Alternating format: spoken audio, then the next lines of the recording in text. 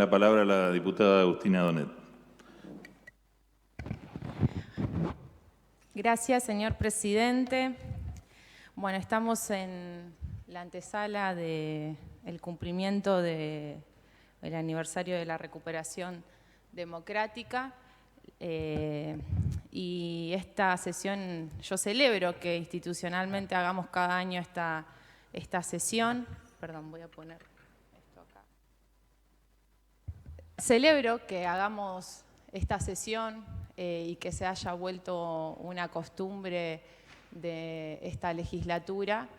que hagamos un ejercicio de memoria, de verdad y de justicia, que significa rememorar un capítulo muy oscuro de nuestro pasado reciente, 40 años de una joven democracia que sin duda, más que nunca, tenemos que fortalecer y tenemos que seguir construyendo cimientos sólidos para que tengamos un nunca más que sea también sólido y que signifique fundamentalmente resolver las viejas deudas de la democracia en Argentina, en nuestro querido país. Lamentablemente hay en este momento discursos negacionistas, discursos de odio y sobre todo una situación económica, social, política que imprimen una crisis hasta moral en términos sociales y que como dirigentes políticos, como dirigentas políticas, claramente nos pone en un rol y en el deber de reflexionar y sobre todo me parece, señor presidente, que es una lástima que se haya retirado, pero me dirijo a mis pares, que sobre todo me parece que más que en los discursos tiene que quedar en el ejercicio, ¿no? En la praxis política de lo que significa hacer justamente un ejercicio democrático de defensa de los valores de memoria, de verdad y de justicia. Ese legado que le dejamos a las generaciones venideras, ese legado que le queremos dejar a nuestros hijos, a nuestros nietos. Y se habló también mucho de la juventud acá, de una juventud que también es guardiana de ese legado de memoria, de verdad y de justicia. Y me parece muy importante poder reflexionar, decía yo, invitaba a hacer un análisis crítico de cómo se llegó a ese momento, a ese capítulo tan oscuro de la historia argentina, que no fue un hecho aislado, que no fue un hecho casual, deliberado, sino que consistió en un plan sistemático, que sembró campos de concentración a lo largo de toda América Latina, del Cono Sur. Cerca de 180 millones de personas fueron víctimas de lo que significó un genocidio que va a quedar en la historia mundial. La verdad es que hay que hablar y hay que decir que fue Estados Unidos quien pretendió llevar adelante este plan sistemático de instauración de un modelo económico, de un modelo social, de la cual vemos las consecuencias hasta hoy en día, ¿no? Y vemos lo que sucede con nuestra crisis económica, vemos las complicaciones y las consecuencias que tiene el Fondo Monetario Internacional y su clara política de sometimiento a la Argentina, de sometimiento, porque eso es lo que estamos padeciendo desde hace décadas.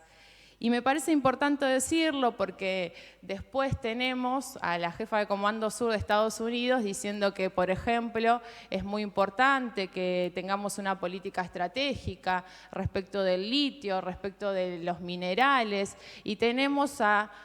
referentes de los imperialismos y de los sectores económicos y financieros a nivel mundial, los representantes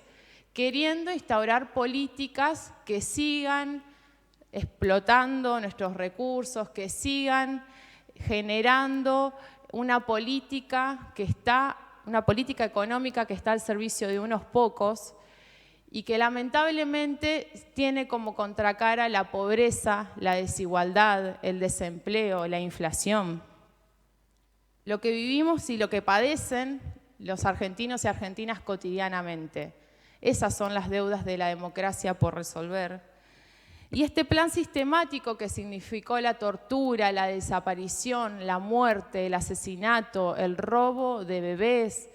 de las peores cosas que hemos podido como argentinos y argentinas haber atravesado, nos permiten también reflexionar qué importante que fue ese proceso social de abajo hacia arriba. En este análisis crítico que yo invitaba a hacer, digo, qué importante poder reflexionar sobre ese cambio cultural que se dio en nuestro país, que permitió con la fuerza de las madres, de las abuelas de Plaza de Mayo, de los organismos de derechos humanos, de los trabajadores y trabajadoras, de los estudiantes, de la juventud, poder construir una memoria colectiva, señor presidente, un imaginario colectivo que genera una conciencia colectiva. Y decían también que era importante el rol de la juventud, porque quienes nacimos en democracia, es muy importante y significativo que entendamos la importancia de poder defenderla. Yo tengo el orgullo de acompañar en mi banca a, por ejemplo, el diputado Rubén Giustiniani, que formó parte en su momento de esa generación de estudiantes que militaba en la oscuridad, que militaba y que resistía desde múltiples lugares con una acción social cotidiana en su barrio, en sus bibliotecas populares, en sus clubes, en cada espacio donde se podía estar resistiendo al avance de la dictadura militar, que luego formó parte de ese consejo normalizador en la universidad que permitió volver a restituir ese gobierno de la universidad, ese gobierno en el cual los estudiantes forman parte hasta hoy en día. Qué más democrático que el estudiantado formando parte de la toma de decisiones en la universidad pública. Y hago referencia a la universidad pública también porque en este momento de grave crisis social no hay como la educación para revertir las brechas de desigualdad. Y decía yo también, señor presidente, lamentablemente estamos en momentos en los cuales florecen los discursos de odio, de los autoritarismos, del negacionismo, del fascismo. Y hay que decir también al respecto de que no hay, señor presidente, en este siglo XXI un camino posible hacia la libertad si no es en la lucha permanente por la igualdad. Y cuando vamos a los números vemos, como se dijo también acá, que 2 de cada 3 niños en Argentina son pobres. Vemos que la inflación de febrero es del 6,6%, si vamos a la interanual, 102,5% de inflación, si vamos a la acumulada, un 13,1%. Y yo la verdad, señor presidente, me pregunto, ¿qué estamos haciendo como dirigencia política para poder revertir esta situación? Yo no estoy de acuerdo con que, y se habló también acá de la importancia del discurso, de lo que significa en términos culturales, porque esta es una batalla cultural, señor presidente. Yo no estoy de acuerdo con quienes dicen acá que no se habla de revolución. Yo pienso cotidianamente en las palabras de que ser joven y no ser revolucionario es una contradicción hasta biológica. Parece que hay algunos jóvenes que se olvidan de eso. Sin embargo, hay jóvenes que resistimos, hay jóvenes que no realizamos acuerdos ni marchamos hacia esos acuerdos y consensos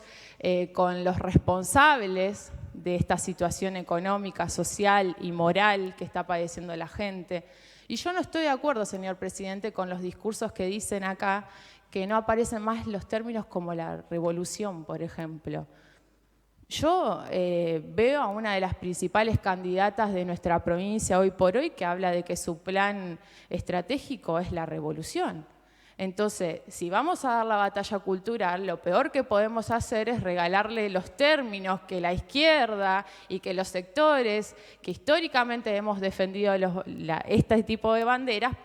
lo peor que podemos hacer es regalarle, por ejemplo, la palabra revolución a quienes me parece que muy lejos están de hacer una revolución, diría yo que están más cerca de seguir perpetuando esos privilegios y perpetuando también una impunidad, señor presidente, porque hay que hablar de impunidad también. Se dijo acá también que la dictadura cívico-militar, eclesiástica, tenía un trasfondo económico. Bueno, hay que empezar a denunciar también, ¿no?, a los responsables, a quienes hicieron negocios, y muy difícilmente podamos construir un horizonte de igualdad si son con esos sectores con los que nos sentamos a tejer alianzas. Muy difícil y muy lejos va a ser llevar adelante esta batalla cultural. Por eso yo, señor presidente, quiero reivindicar no solamente a esa juventud que mantiene estas banderas en alto, sino también a las generaciones que permitieron tener hoy esta posibilidad de quienes, por ejemplo, quien le habla de nacer y de vivir y de disfrutar la democracia, de no haber sido perseguidos, de no haber sido diezmados por un plan sistemático de tortura, de desaparición de personas. Y la construcción de ese imaginario colectivo, la construcción de esa conciencia colectiva de abajo hacia arriba, como yo decía, señor presidente, son las que nos permiten hoy tener esta política de Estado. Una política de Estado que no existió en ningún lugar del mundo. Una política de Estado que tuvo a personas que realmente se enfrentaron a los poderosos, a los oscuros, como fue el caso del maestro Alfredo Bravo. Y quiero reivindicarlo, Alfredo, a su compromiso por la justicia social, a nuestro maestro socialista que fundó la CETERA, a nuestro maestro socialista que también formó parte de la creación de la Asamblea Permanente por los Derechos Humanos, un militante, docente, sindical, sumamente comprometido con este legado, que a lo largo de toda su vida y en plena dictadura militar, señor presidente, denunciaba los crímenes de lesa humanidad, que vivió en primera persona y padeció en primera persona la tortura de lo que hoy conocemos como uno de los peores genocidas de nuestra historia argentina, que fue Miguel Echecolás. Ese compromiso es el que nos tiene que atravesar como dirigencia política y como sociedad en general, ese compromiso de defensa de los derechos humanos, y defender los derechos humanos significa más educación, significa más vivienda, significa que nuestros pibes y pibas puedan comer, no que estén no que 2 de cada 3 niños en Argentina esté bajo la línea de pobreza. Significa revertir esa situación, significa más salud, significa más trabajo, significa más vivienda, significa preservar nuestro derecho a la identidad. Por eso, señor presidente, desde nuestro bloque, junto al diputado Rubén Giustiniani, queremos sostener ese legado, seguir defendiéndolo. La verdad es que nos parece muy importante poder reflexionar sobre las deudas